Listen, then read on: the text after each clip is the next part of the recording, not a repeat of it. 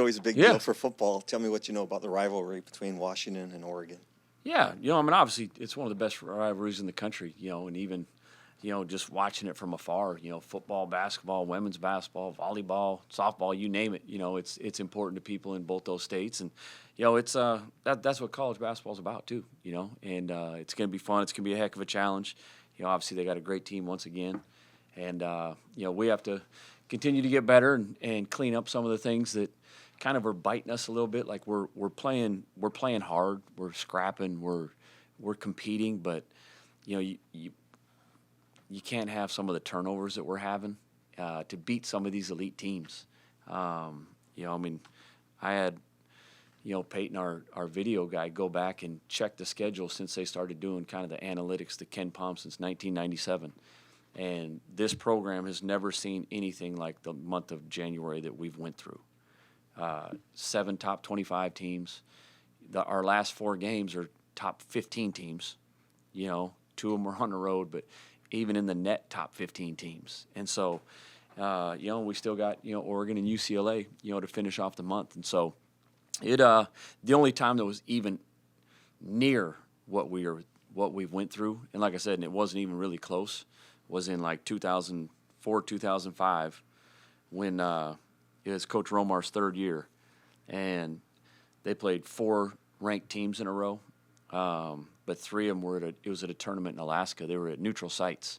They weren't at home and away, and so it's been brutal. But I'm proud of the way our guys have gotten through it. Now we're not all the way through it, and it's even going to be hell in February too with some of our trips. But for our guys to be down, a lot of guys, not having DJ the last 2 games, not having Frank and Chris Conway, and we haven't had depth all year, and so proud of our guys not making excuses. I can make excuses for them, but they haven't, and like I said, it's not easy, but we still got to find a way to control the stuff we can control, taking care of the basketball, timely rebounds, things like that if we want to win. We talked about after the Michigan State game, the toughness practices you've had, and then with the 2 hard games with Purdue and Michigan.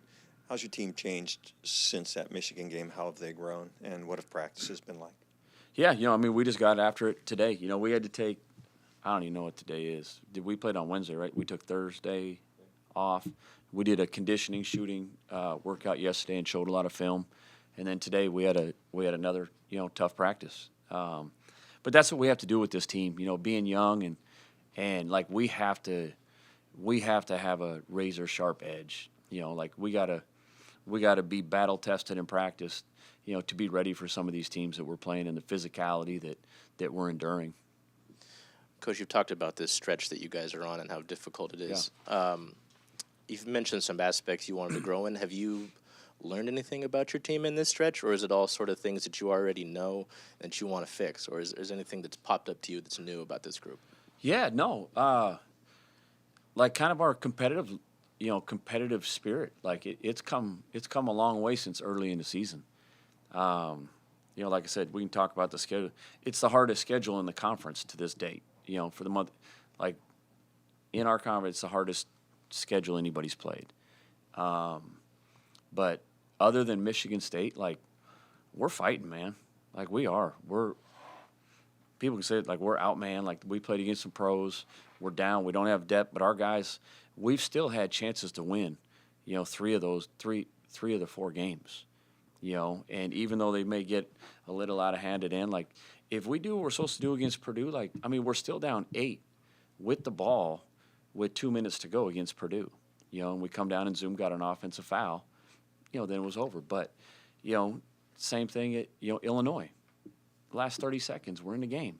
Michigan, like, we played well enough, but then it's just either we don't hit some open shots or we have a careless turnover, and those good teams are going to make you pay for that. And that's the stuff that we have to learn from. But I love how our guys are competing against, the best teams in the country. Hey, the coach, just any update on your depth? Any update with DJ and with Frank? Yeah, Frank actually today did a little bit of 5-on-0. It's the first time, he's been back, and so it was great to see him out there and he was moving well. I have no idea what the timetable is. Like I said, there was no contact. There was, nothing like that. So I imagine it'll still probably be, a couple weeks. But DJ, he didn't practice today. And is there any just with like Frank? Is there, I don't even know how to word it. Is there any sort of frustration there that just with the recovery? No, I mean, I think he's frustrated. Like he wants to, like, I think he wants to be out there. It's hard. The poor kid's had 3 surgeries in 3 years. And even if it is healthy and everything's shown, it's still a mental block that you got to get through and a confidence that he has to have in it. Obviously, we need him back as soon as possible, and I know he's working for that. Like he's a workout warrior. He just is. He's in the training room. He's getting rehab. He's now it's kind of getting out on that court and building some confidence with it. But I think nobody's more frustrated than he is. All the Husky Nation wants him out there. But we also, I would never put him out there, and I know our trainer would never put him out there if he wasn't ready. That's not fair to the kid. And no matter how good of a player he is, we'd never do that with any of our guys. But then it get to a point where there's only 15 games left, and it's like a point in the season where it's that tipping point where why bring him back for the final, whatever, 5 games or 3 games? Does it get to a point where all right, this is kind of done for the season, or no? Because he just needs to get on the court. He hasn't played in 3 years, 2.5 years. He's, in fact, I don't know if he's ever played a conference game at University of Washington.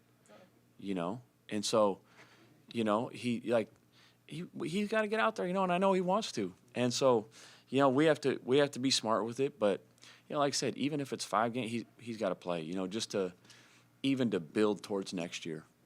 For you personally, it's been a while since you've ever kind of been through this. Mm-hmm. Just I'm sure you're a sort of grown man and fine and all that, but just how are you handling this? Yeah, I mean it's hard. It's hard because just as a competitor, you want to win every game, and it doesn't matter who we're playing. I get frustrated when I watch our 17 turnovers against Purdue, and they were sloppy. Yeah, you can give Purdue credit on some of them. But on a lot of them, we just, literally threw the ball out of bounds, and that's stuff we control. And that's stuff that, as a player at this level, and I challenged our team, we have to take ownership of that. You personally, it's got to hurt, man. When you have some of these sloppy turnovers, it's got to hurt. And, like I said, because we control that. We control passing and catching. And we still have to get better at it. And then it comes down to guarding your guy one-on-one. We're guarding people's actions great. Our scout detail, we've been phenomenal. Like I mentioned, I thought Coach Hill's scout, that's as good as I've seen anybody guard Purdue. And then it comes down to, okay, now it's mano-a-mano. Now I got to sit down and guard Braden Smith. Okay, I know he wants to get to his right, and sometimes we had a couple guys forcing him to his right. We have to get better at that. And, we knew he loves his lift fake. He lift fakes, jumps right into our guy, shoots 2 free throws. And that's all it takes for a great player like him. It just takes you to screw up one time, and now he's hot. And then just after watching that game on film, just what the things that you liked about that first half. I mean, obviously, as you said, you guys defended them probably better than anybody. Mm-hmm. And then just what changed at halftime? We still we had a couple breakdowns defensively where they just kind of drove us a little bit at the end of clocks. I thought our bigs, for probably the 5th straight game, I thought our bigs were elite in ball screen defense. They were tremendous. Keeping Braden Smith, corralling him and trapping him. I thought Wilhelm and Casey, a couple of the possessions, and Great, they were phenomenal. And our guards, for the most part, 85% of the time, did a good job getting back and trapping, and then staying in front of him. But the other 15%, the breakdown, Purdue makes you pay. They get a layup, or he drives it and gets a bucket, and that's what we have to keep from. But like I thought we played really hard. I thought we did. Like even when they were scoring, and you could only hold them down so long. I knew they were going to make some threes. We just couldn't score. The first 6 minutes of the game and the first 6 minutes of the second half, we were getting the second half when they made their run. Mackay had a wide open three. Wilhelm, wide open three. Wide open pull-up jump shot. Layup. And then we had 3 careless turnovers. Like bad turnovers. That's why we weren't scoring. If we can make 2 of those threes, it stymies our run. Instead of being a 12-2 run, it's a 12-6 run. And then it's different, And then the pressure started building on us, and then, just kind of the dam broke. I'm not sure if you saw Mick Cronin's, I don't know if you want to call it rant or tirade about the travel schedule. Can you see a scenario in the off season where, the West Coast School, the 4 of you get more involved in the scheduling and not see some of the stuff that we've seen this year? Without getting in trouble? No. Because it doesn't matter what us 4 say. And I don't say that like disrespectfully to the Big Ten. It's hard. It's the way the league's built. It just is. And with 18 teams and 14 of them being on, pretty much the other side of the Mississippi, it's, there's really only so much they can do. And travel is brutal. It is. And there's no excuse for not competing and playing hard at Michigan State. But we were a totally different team at Michigan State than we were at Michigan after we settled for a couple days. And I know Coach Cronin mentioned it too, because Coach Musselman brought it up at the Big Ten meetings. And you talk to any NBA team on the West Coast, when they go on a East Coast road swing, the first game, they basically say the first game, you're not winning it. You're not winning. And not only are we going to play against really, really good teams when we travel on the road, but it is hard to adjust. When the first night you get there, it's 3 a.m. and you're just staring at the ceiling, because it's only midnight here. And so it's a challenge, but at the end of the day, you have to find a way to overcome it. And, Oregon went on the road and won 2 games. USC beat Illinois. So, it can be done. And, and that's all we can control. I know you get tired of answering questions about guys who aren't on the court, but with Dominic Diamande, any decision been made whether he's going to play this year or redshirt? No, he actually just kind of had his first really real practice today. And so it's eventually he probably will, but I'm not going to, he's got to earn it too. We've had guys that have, been playing and practicing and putting the work in. And I want to be, fair to those guys too. Now, if he's clearly better, then we got to play him. It's my job to play the best players. And, but he's still, a long way from knowing everything defensively, rotations, offensive calls, playing with people, So there's still a lot of stuff that, has to happen in the next week, 2 weeks, 3 weeks before, we kind of feel comfortable with that.